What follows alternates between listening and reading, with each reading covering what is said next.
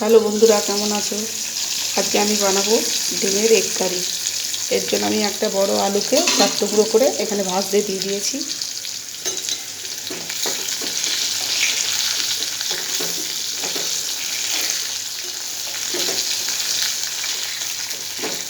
কম ফ্লেমে ভাজবো যাতে আলুটা বয়েল হয়ে যায়। কড়া গরম হয়ে গেছে, এর মধ্যে আমি তেল দিয়ে দিলাম।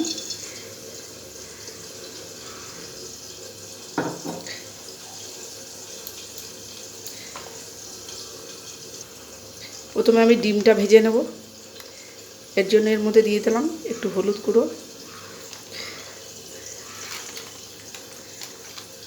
একটু লঙ্কা গুঁড়ো, একটু নুন,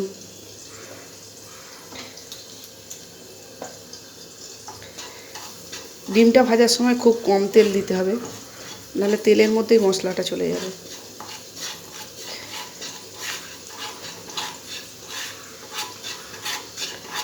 এর মধ্যে আমি ডিমটা দিয়ে দেবো।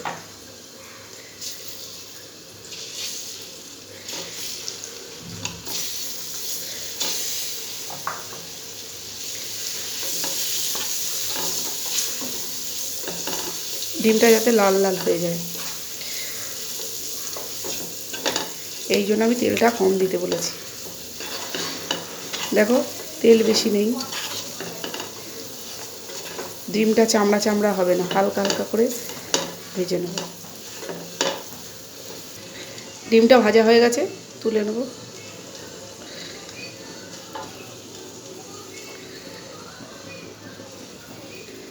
এবার কড়াইয়ের মধ্যে আমি তেল দিয়ে দেবো।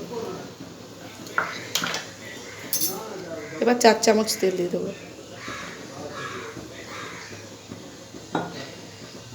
এর মধ্যে দিয়ে দেবো আমি গরম মশলা, দারচিনি আছে একটা, 2টো লবঙ্গ একটা।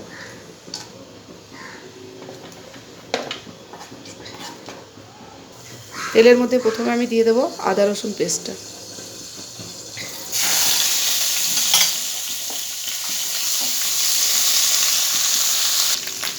আদা রসুনটা ভাজা হয়ে গেছে,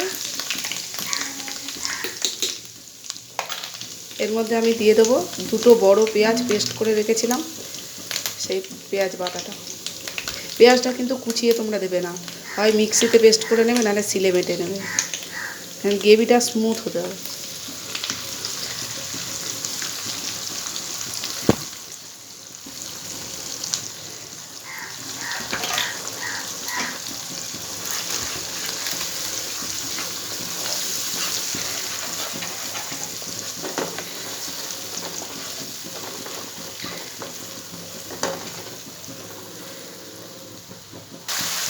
দেখো, পেঁয়াজটা ভাজা হয়ে গেছে।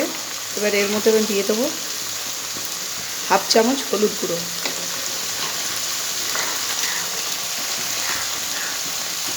1 চামচ লঙ্কা গুঁড়ো,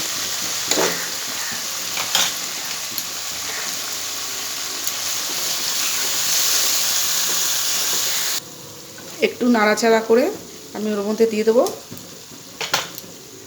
2টো টমেটো, এটাও পেস্ট করেই রাখা।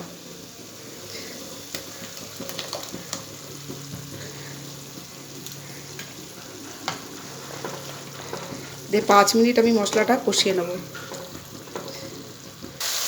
মশলাটা রেডি হয়ে গেছে, এর মধ্যে আমি অল্প জল দিয়ে দেবো।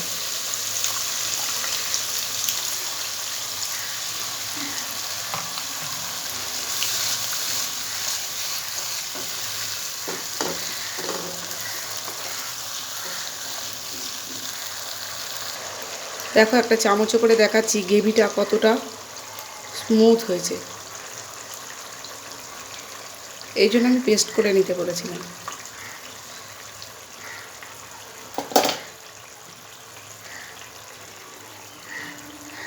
আমি আলুটা ভেজে রেখেছিলাম, দেখো বড় বড় আলু হলেও পুরো আলুটাই সিদ্ধ হয়ে গেছে। এবার এই আলুটা আমি এর মধ্যে আগে আলুটা দিয়ে দেবো।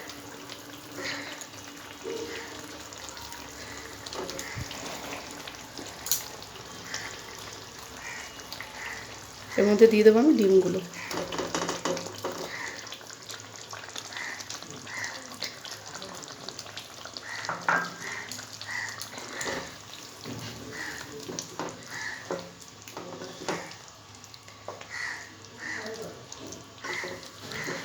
এটা আমি 5 মিনিট চাপা দিয়ে ফুটিয়ে নেব।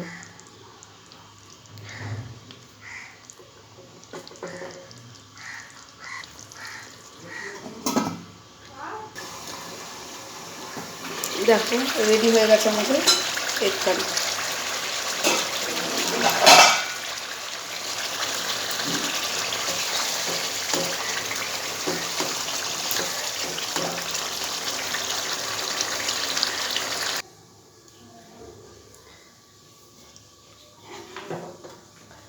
হ্যালো বন্ধুরা, তোমাদের যদি এই রেসিপি ভালো লেগে থাকে তাহলে একটা লাইক করে দিও,